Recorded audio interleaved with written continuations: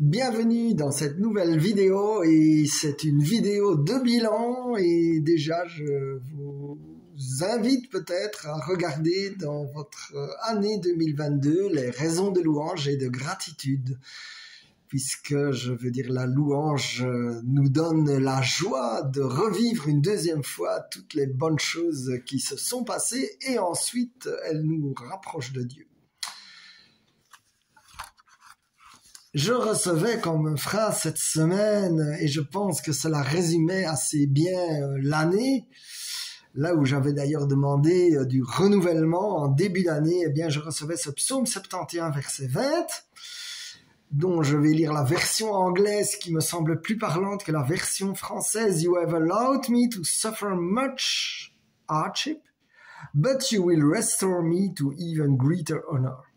Donc tu as permis que j'ai souffert des difficultés, mais maintenant tu me restaures avec encore plus d'honneur. Et en fait, cette phrase me rappelle, dans la vidéo de bilan 2021, la prophétie du pasteur Steve Jaffa qui avait dit que mes cheveux repoussaient, ce n'étaient pas les cheveux physiques, bien que je serais preneur, mais c'était les cheveux comme dans Samson, les cheveux qui donnaient la puissance alors que on l'avait méprisé quand ses cheveux avaient été coupés. Et donc, il m'annonçait que l'onction reviendrait et encore plus grande qu'avant. J'aime aussi en début d'année faire prier, j'allais dire, pour mes rêves de l'année. Et en début 2022, une de mes prières était d'avoir des occasions de parler en public pour témoigner de toutes ces bonnes choses. Alors déjà, je vous remercie, chers auditeurs là de la chaîne YouTube, et en particulier, j'ai été émerveillé déjà de vos retours, souvent encourageants. Et alors j'ai vu, je ne sais plus exactement, j'ai regardé les statistiques de YouTube, mais en fait toutes les vidéos confondues de l'année ont été il y a eu à peu près 5000 vues, ce qui est quand même super pour une vidéo par semaine. Et donc j'espère qu'elle vous encourage et je compte continuer. Je vais donc repasser l'année en revue et donc oui, je prends mes petites notes là parce qu'il y a eu tellement de choses. En fait, je me suis rendu compte en repassant l'année en revue et là, j'ai dit c'est à vous de voir, hein, mais moi le fait que je mets dans un agenda les choses clés qui se passent et les petits signes du Seigneur, etc. Eh bien, lorsque je suis découragé, ça me permet de les relire et de dire que le Seigneur s'occupe de tout, mais vraiment de tout. Et quand on lui fait confiance et qu'on confie la situation, et ça c'est évidemment le deuxième pilier avec la gratitude, c'est la confiance. Et ce pilier, effectivement, nous avons eu des expériences humaines qui nous font méfier parfois, et le Seigneur, il n'y a pas de raison de se méfier. Et donc, si je prends par exemple du point de vue matériel, eh bien, il y a deux choses qui m'ont touché cette année. C'est le jour où, lorsqu'il y a eu le début de la guerre en Ukraine, là, en fin février, en fait, Régine me dit « Ouh là là, le gazole a dépassé 2 € maintenant, même à Luxembourg, ça va pas le faire pour les voyages, ça. » Et moi, j'ai tout de suite dit « Non, au nom de Jésus, ça ne changera rien. » Et c'est assez étonnant puisque je dirais d'habitude je prends la carte avantage de la SNCF au Black Friday quand elle est à 25 € au lieu de 49. Mais là, comme l'année précédente, il y avait eu les histoires de passe vaccinal et que je n'avais donc pas de passe, je ne l'avais pas pris. Eh bien, le lendemain de cette remarque de Régine sur l'augmentation du prix des transports, je reçois un mail de la SNCF avec la carte avantage à 1 €, ce qui était encore mieux. Et toujours dans le même ordre d'idées, nous avons une espèce de rite, j'allais dire, qui est d'offrir des fleurs, et notamment le 23 novembre, et qui est le 6 mois à l'anniversaire et demi de mariage, donc avec 6 mois, eh bien, j'arrive pour acheter des fleurs dans une grande surface et je vais au rayon et je prends un bouquet et la vendeuse arrive vers moi et dit « Attendez un instant, elle me colle un sticker, moins 30%. » Et donc, je me dis, voilà, comment le Seigneur est merveilleux et qu'il s'occupe des moindres détails.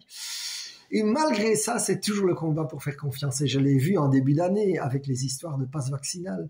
En Belgique, la barre était à 16 ans. Et donc, mon fils fait du sport de compétition, un tennis de table. Et donc, il est né le 26 janvier. Et donc, il approchait de ses 16 ans. Et déjà, le club avait rappelé qu'il devait être vacciné pour continuer à jouer. En plus, de mon côté, à Luxembourg, il fallait le pass, pas vaccinal, mais quand même le pass, pour pouvoir aller travailler, ce qui impliquait que je devais aller chaque fois me faire triturer le nez, ce qui n'était quand même pas très excitant. Et donc ça, c'est entré en vigueur le 15 janvier. Eh bien, j'admire comment le Seigneur a pourvu. Nous avons eu un petit Covid, pas bien méchant, mais c'est Samuel qui l'a apporté via l'école, comme souvent. Et donc, il l'a apporté le 26 janvier, le soir même de son anniversaire. Il dit subitement, je me sens pas bien. Et donc, nous allons chez le médecin, c'était le Covid, il fait le test. Quelques jours plus tard, Régine ne se sent pas bien, donc mon épouse se sent pas bien non plus. Elle fait le test aussi positif, et ça nous donnait donc le pass guéri. Et je dis, Seigneur, moi aussi, je veux le pass guéri. C'est moi qui voyage le plus des trois, et je n'avais rien du tout, et à part un petit rhume, mais vraiment un truc de rien. Donc, je n'aurais pas fait de test a priori. Je fais le test, il était positif, j'avais le pass, alléluia. C'est comme ça que le Seigneur pourvoit, et ce pass a été d'autant plus utile qu'il nous a, non seulement il m'a permis de reprendre les voyages sans devoir faire tout le show de se faire triturer le nez à chaque fois, mais en plus, il nous a permis de fêter nos 30 ans de mariage à Venise, ce qui n'aurait pas été possible sans le pass, puisqu'il était encore obligatoire au mois de mai. Et en plus, il y a eu un petit cadeau, comme je disais, j'aime bien regarder mes rêves, et donc un de mes rêves en début d'année avait dit j'aimerais parler en public, je suis content d'être équipier de prière, mais voilà, j'aimerais. Et à cause du Covid, donc, j'ai été en quarantaine. Et donc, lorsque la quarantaine a été enfin terminée, je suis donc sorti et j'ai dit, il me faut la première convention qui passe. Et donc, cette convention, eh bien, elle était à Cambrai avec le Père Legros, le prêtre danseur. Et en fait, je le raconte dans une des vidéos de l'époque, le père, lorsque je lui ai raconté la guérison que j'avais vécue par rapport à la danse lors d'une convention précédente, eh bien, il m'a invité à en témoigner devant. Et donc, j'ai pu non seulement témoigner, ce qui est voilà une chose, mais le Seigneur a touché des gens, ce qui est beaucoup plus intéressant encore. Et ainsi, malgré que j'arrivais comme simple participant, j'ai eu l'occasion de prier pour les gens, et c'était vraiment la joie. Et donc, le cadeau surprise à Cambrai. Je pourrais dire aussi, il y a eu tellement de cadeaux, de paroles d'amitié, de gestes, et aussi, allez, je cite par exemple pour mon anniversaire, là, parce que je viens de rentrer dans le club des 3x20, et donc pour mon anniversaire, eh bien, un des mots que j'ai reçu, attendez, que je retrouve ça, le Seigneur se réjouit car il t'a choisi, et tous fait qui tu es. Alors quand je reçois des mots comme ça, je dis Seigneur, tu es vraiment magnifique, et donc je ne peux qu'être dans la louange, puisque je racontais justement dans la vidéo de 2021 que ça avait été beaucoup plus compliqué. Et donc, voilà, je n'ai peut-être pas eu la réconciliation miraculeuse que je souhaitais pour moi, mais la joie a été de prier pour d'autres personnes. Et là, c'était le cadeau de Noël, en fait, un ami pour qui j'avais prié et où ses enfants ne lui parlaient plus depuis des années, au point que il avait des petits-enfants déjà de 6 et 8 ans qu'il ne connaissait pas et qu'on ne le laissait pas voir. Eh bien, ils se sont réconciliés. En tout cas, je dis pas que c'est le grand amour, mais en tout cas, il y a eu vraiment, nous avons prié pour des réconciliations miraculeuses. Eh bien, cette réconciliation miraculeuse, eh bien, elle est arrivée parce que le Seigneur est bon. Et je lis d'ailleurs les esprits de division. Et si jamais mon frère, ma sœur, tu as besoin de réconciliation miraculeuse, j'appelle cette réconciliation du ciel sur ta vie maintenant, parce que la vie est trop courte que pour permettre de perdre son temps avec des détracteurs, avec des tas de problèmes qui sont finalement tous des distractions de l'ennemi. Et donc à ce propos, j'ai aussi une détractrice, alléluia, mais j'ai eu vraiment la gloire de Dieu, et j'allais dire, je sais très bien que c'est pas moi-même, et donc là, j'étais invité à parler à Troussure sur le sujet Dieu parle, le lundi de Pentecôte. Et donc, je savais qu'il n'y avait pas que du public favorable dans la salle, mais je me suis vraiment étonné de moi-même. Je veux dire, j'avais pris un coaching avant, j'avais demandé de l'intercession, et bien, j'avais une espèce de force en moi qui était tellement... Je dirais, ça me dépassait complètement que, j'allais dire, le public aurait pu me regarder comme il voulait, j'étais au-dessus de ça, quoi. Et effectivement, enfin, vous pouvez retrouver la vidéo sur YouTube, de Dieu me parle à Troussure. Ça a été vraiment une journée magnifique. En plus, après-midi, le prêtre m'a confié le temps de ministère, là, et puis j'ai vu Dieu guérir. Et ça, c'est aussi un des cadeaux de cette année. J'avais déjà eu ce merveilleux moment à Genève en 2019, où nous avions prié en binôme, et où j'avais vu la puissance de Jésus qui guérit. Et bien, cette fois-ci, j'allais dire, je l'ai vu à plusieurs occasions d'ailleurs. Et donc ça me réjouit. Et ça fait ma joie, et c'est toujours une joie. Enfin, là, quand j'ai parfois des messages après coup, et puis que je vois que ça se maintient, et je prie aussi mon frère, ma sœur, pour que toute guérison obtenue, eh bien, elle est scellée dans le sang de Jésus, et elle se maintient. Et elle se maintient. Merci Seigneur. Alors, j'ai aussi de quoi parler, du coaching. Donc là, j'ai fait un coaching avec Gaëlan, et là, moi, ça m'a vraiment beaucoup appris. Non seulement ça m'a donné des contacts avec des gens super, parce que nous avions du coaching en petits groupes, et ce qui était appelé la nichée, et donc nous avions du coaching en petits groupes, et vraiment, là, j'ai eu l'occasion de rencontrer des gens super.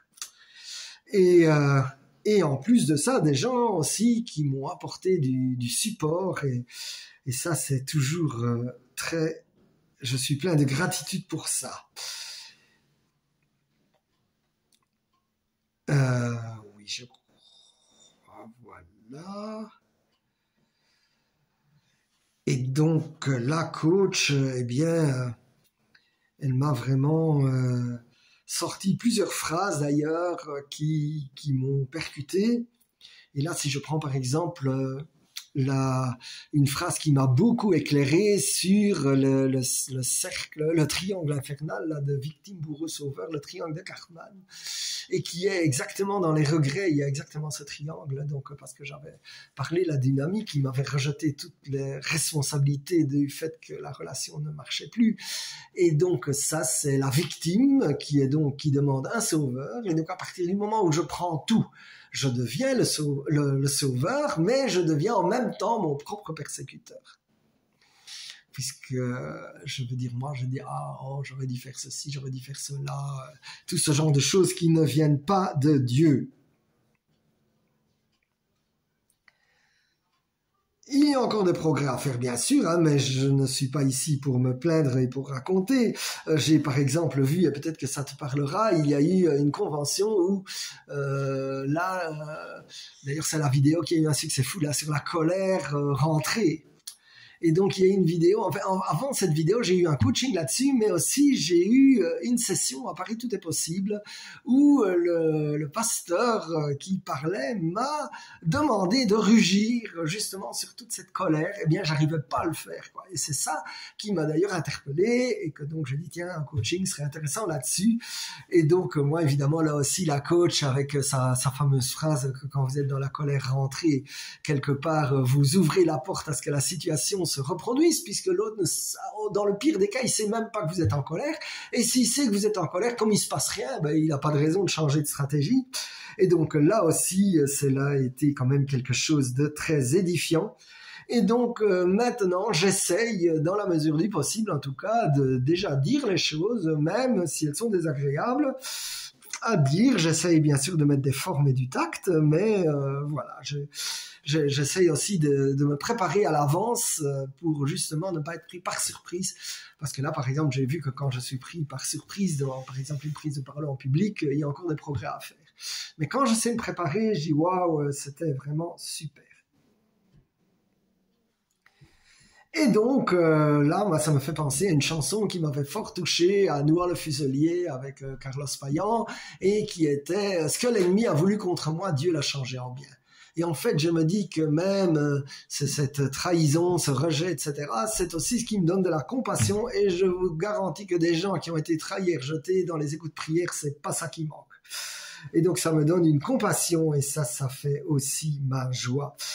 Et donc, je reviens encore justement à une des amies du coaching qui m'a remercié et que j'avais contribué, parce que je n'étais pas le seul, bien sûr, et qu'elle avait dit, maintenant, j'ai appris, j'ai un changement dans ma vie, c'est fini d'accepter les miettes, c'est moi qui choisis. Et je dis, waouh, le progrès qu'elle a fait, eh bien là, je veux dire, c'était plus du long terme, hein, souvent les écoutes de prière, c'est du ponctuel, mais quand je voyais ce progrès en 9 mois de temps, je dis, waouh, ça c'est magnifique. Ça, c'est magnifique. Alors, je me réjouis aussi de certains moments qui ont été cadeaux avec mon fils qui a été en finale d'un tournoi de tennis de table et où j'ai vraiment eu la joie de voir toute sa mentalité. Nous avons eu l'occasion d'aller à la mer ensemble et alors j'essayais pour justement trouver ce centre d'intérêt de faire walk and frites, comme il aime bien les frites. Comme ça, on combinait des balades en été avec des frites et tout ça était vraiment superbe. Voilà, je pense qu'on arrive plus ou moins à la fin. Ah non, j'ai encore un truc aussi qui était vraiment cadeau. Eh bien, c'est une retraite que je conseille d'ailleurs, hein, mais il faut aimer le silence. Mais enfin, j'ai survécu, j'avoue, avec le téléphone, discrètement, à Merville, avec Fraternité Pentecôte. Et il est vraiment... je veux dire, moi, en tout cas, c'est vraiment cette espèce d'injonction, là, les injonctions reçues qui m'ont touché. Et notamment, je me suis rendu compte, en plus, c'est très amusant, c'est un peu bizarre, mais je veux dire, une fois qu'on en parle, en fait, les gens confirment. Mais il n'y a personne qui va t'en parler si le Seigneur t'a pas révélé, quoi. Et donc là, le Seigneur m'a révélé qu'en fait, mon père ne souhaitait pas que je grandisse.